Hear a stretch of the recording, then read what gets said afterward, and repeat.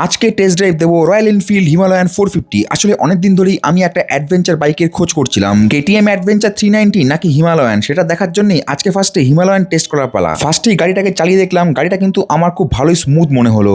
বাইকটার সাইজ কিন্তু বেশ বড় আর কন্ট্রোলিংটাও খুব সুন্দর। আমি আমার মিটিওর 350টাকে চেঞ্জ করে একটা অ্যাডভেঞ্চার বাইক নেওয়ার প্ল্যান করছি, সেই জন্যই হিমালয়ান দেখছিলাম। এটার 450cc ইঞ্জিন, 40 bhp পাওয়ার আর 40 newton metre of torque produce করে, যেটা আমার জন্য মোর দ্যান এনাফ। কিন্তু আমি সিঙ্গেল সিলিন্ডার ইঞ্জিন নেব নাকি টুইন সিলিন্ডার ইঞ্জিন নেব সেটা নিয়ে আমার একটু ডাউট আছে। কেটিএম অ্যাডভেঞ্চার 390ও একবার টেস্ট ড্রাইভ দিয়ে দেখবো। তারপরে আমি সিট হাইট চেক করছিলাম, আমার হাইট 5 ফুট 8.5। দেখছিলাম আমার হাইটের সাথে হিমালয়ানটা ম্যাচ খাচ্ছে কিনা। দেখলাম সিট হাইট নিয়ে আমার কোনো সমস্যা নেই। তারপরে এর ইনস্ট্রুমেন্ট ক্লাস্টারটাকে দেখছিলাম।